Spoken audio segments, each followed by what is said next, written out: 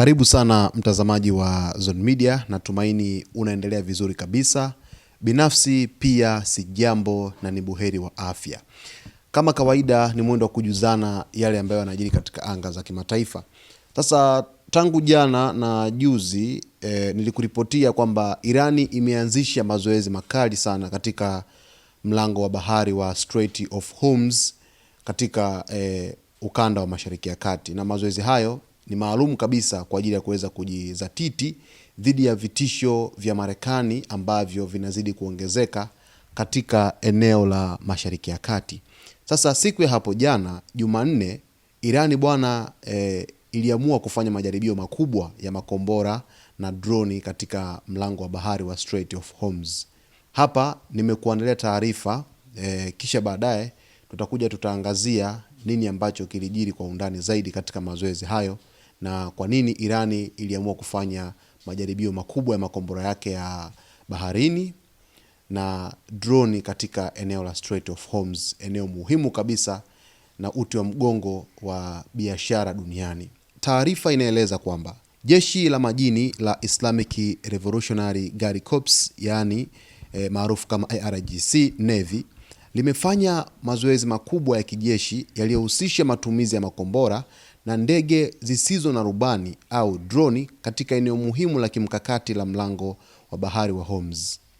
Kwa mujibu wa maafisa wa kijeshi wa Iran, mazoezi hayo yalipewa jina la Smart Control of the Strait of Hormuz, yakilenga kuonyesha uwezo wa jeshi hilo kulinda mipaka ya bahari na kudhibiti njia hiyo muhimu ya kimataifa ya usafirishaji wa mafuta na bidhaa nyingine. Katika mazoezi hayo, manowari za IRGC zenye kasi kubwa na uwezo wa kubeba makombora zilifanya majaribio ya moja kwa moja ya kufyatua makombora. Makombora hayo yalirushwa kutoka maeneo mbalimbali ikiwemo ndani ya ardhi ya Iran, maeneo ya pwani vilivyopo katika Ghuba ya Uajemi. Maafisa wa kijeshi walisema makombora hayo yalifanikiwa kupiga malengo yaliyokusudiwa kwa usahihi mkubwa, jambo ambalo linaonyesha maendeleo ya teknolojia ya kijeshi ya Iran pamoja na uwezo wake wa kujilinda dhidi ya vitisho vyovyote vya nje. Mbali na makombora, ndege zisizo na rubani maarufu kama droni pia zilikuwa sehemu muhimu ya mazoezi hayo.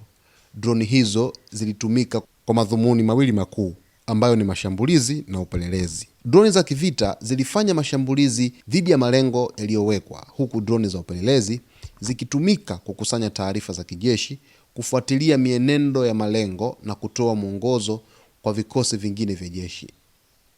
Mazoezi hayo pia yalifanyika katika mazingira yaliyojumuisha vita vya kielektroniki, ambapo mifumo ya mawasiliano na rada ilitumika kwa njia za kisasa ili kuongeza ufanisi wa mashambulizi na ulinzi. Hata hivyo, maafisa wa IRGC hawakuweka wazi maelezo kamili kuhusu mbinu mpya au mifumo ya kijeshi iliyotumika katika mazoezi hayo, wakisema taarifa hizo ni za siri kwa sababu za kiusalama. Hiyo ni taarifa ambayo mtazamaji nimekuandalia kama scope fupi tu ili uweze kuona na kuelewa kwamba ni kwa jinsi gani jana Irani iliweza kufanya mazoezi ya kijeshi katika mlango wa Hormuz. Sasa basi, mlango wa Hormuz ni moja ya maeneo muhimu zaidi duniani kwa usafirishaji wa mafuta na bidhaa nyingine, ambapo sehemu kubwa ya mafuta ya dunia hupita katika njia hiyo ya bahari. Sasa kutokana na umuhimu wake mkubwa, eneo hilo limekuwa likishuhudia mvutano wa mara kwa mara wa kijeshi na kisiasa.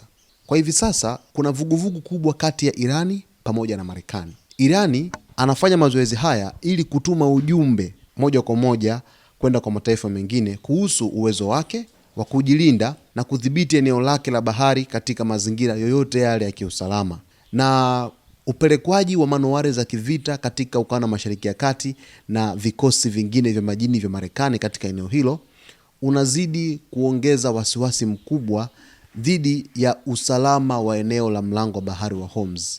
Na dhima ya Irani ni kuweza kuilinda Hormuz katika asilimia zote 100, ili basi shughuli za usafirishaji wa mafuta pamoja na bidhaa nyingine ambazo zimekuwa zikiendeshwa na nchi zote washirika katika Mashariki ya Kati kupitisha meli zao hapo za kibiashara katika mlango huo zipite salama salmini bila kuwepo na vikwazo vyovyote. Sasa ndio maana Irani anahakikisha kwamba ni kwa jinsi gani ambavyo mlango huo utakuwa salama ikiwa yeye uko mikononi mwake ameushikilia. Sasa basi anajaribu kuweza kutuma ujumbe moja kwa moja kwa Marekani kwamba sisi tupo kamili gado wakati wowote 100%. Kumbuka hivi sasa kuna mazungumzo ambayo yanazidi kuendelea ya nyuklia kati ya Marekani na Irani. Duru mbili zimefanyika. Ya kwanza pale nchini Oman wiki 1.5 iliyopita, lakini mazungumzo mengine yalifanyika jana pale Geneva, Uswizi, lakini bado hawajaweza kufikia mwafaka katika mazungumzo hayo. Hadi imefika hatua sasa wamepanga tena kwamba waweze kupanga tarehe nyingine ya mazungumzo ambayo itatajwa na mahali ambapo mazungumzo hayo yatafanyika yakiwa chini ya usimamizi mzuri kabisa wa taifa la Oman kupitia wizara yake ya mambo ya kigeni. Sasa basi kutokana na vitisho ambavyo vinatoka Marekani chini ya rais wa Marekani Donald Trump kwamba huenda wakaanzisha shambulizi muda wowote kwenda katika taifa la Irani, ndio maana Irani yenyewe imejizatiti vilivyo. Ndio maana hata ukisikiliza yale ambayo yanazungumzwa na viongozi wa Irani kwamba wanaeleza wako tayari kukubaliana kupitia diplomasia, yale mazungumzo kwa amani kabisa kuhusu mchakato wa nyuklia, lakini pia wako tayari kukabiliana na njia ya pili ambayo Marekani imekuwa ikitishia kuanzisha mashambulizi dhidi ya Iran wakati wowote, na wao wamekiri kwamba wako tayari kukabiliana na mashambulizi ya Marekani masaa 24. Ndio maana vikosi vyake vya angani, vikosi vyake vya ardhini, vikosi vyake vya majini, vyote kwa pamoja kila siku vinazidi kuweza kujizatiti vilivyo ili kuweza basi kujiweka tayari kwa ajili ya hali yoyote endapo tishio la kiusalama litatokea dhidi ya taifa la Irani. Picha ambazo ziliweza kutolewa kupitia vyombo mbalimbali vya habari nchini Irani, lakini taarifa hii iliripotiwa kwanza na vyombo vya ndani, mfano shirika la habari la Fars, lakini pia shirika la habari la Meri, Tasnim News Agency. Wote hao waliweza kuripoti na wakaweza kutoa au kuchapisha zile picha ambazo zinaonyesha mazoezi hayo ambayo yalifanyika, lakini yanaonekana makombora ambayo yalikuwa yamerushwa kupitia jeshi hilo la majini la Irani ni makombora yale ya baharini ambayo kwenye series ya makombora hatari nayo pia yamo. Yalirushwa kutokea ardhini lakini malengo zaidi yakiwa ni baharini. Walikuwa wametega tunasema yale malengo ambayo yanatakiwa yaweze kufanywa mashambulizi, lakini sasa taarifa imeeleza kwamba walifanikiwa kwa kiasi kikubwa sana kuweza kulenga malengo thabiti ambayo yalikuwa yamelengwa katika mazoezi hayo. Pia zinaonekana meli za kivita zikiwa baharini, lakini vile vile kulikuwa kuna boti pia za kijeshi zikiwa baharini. Zinaonyesha hizi picha ambazo ziliweza kuchapishwa kupitia mashirika mbalimbali ya habari kutoka nchini Irani wakitoa taarifa hii ya mazoezi makali ambayo yamefanyika jana yakihusisha urushaji wa makombora pamoja na droni, yani ndege zisizo na rubani.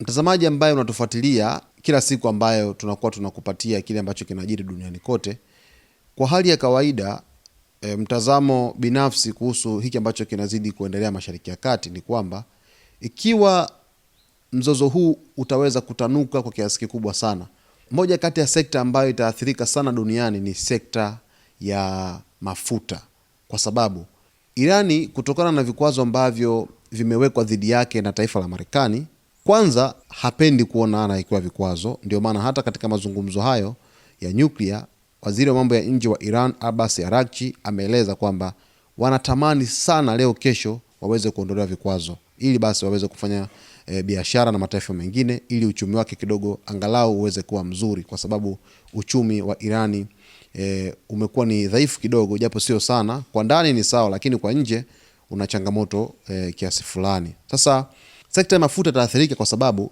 endapo Irani ataamua kuweza kufunga mlango wa bahari wa Hormuz, kitu ambacho kitatokea hapo ni kwamba duniani kote asilimia kubwa ya mafuta wanategemea kutoka Mashariki ya Kati, na njia pekee iko moja ambayo inapitia pale Strait of Hormuz.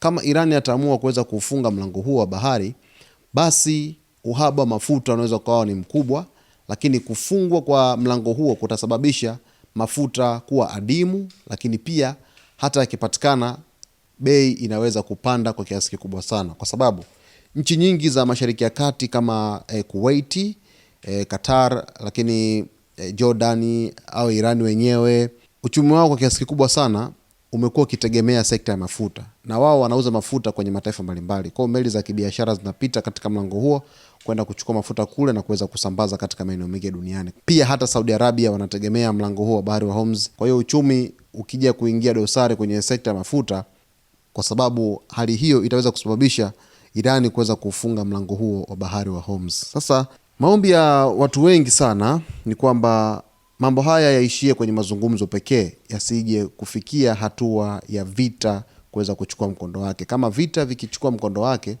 basi tunaweza tukashuhudia escalation kubwa sana duniani kote kwa hivi sasa, kwa sababu Marekani inazidi kuweza kujaza vikosi vyake vya kijeshi kule, lakini Irani inazidi kuweza kujiimarisha kimkakati zaidi katika eneo lote la Mashariki ya Kati. Hivyo ni hatari ambayo inatengenezwa katika ukanda wa Mashariki ya Kati. Basi mtazamaji wetu, kwa taarifa zaidi endelea kuwa nasi wakati wote kwa kusubscribe channel yetu, kulike, kucomment pamoja na kushare.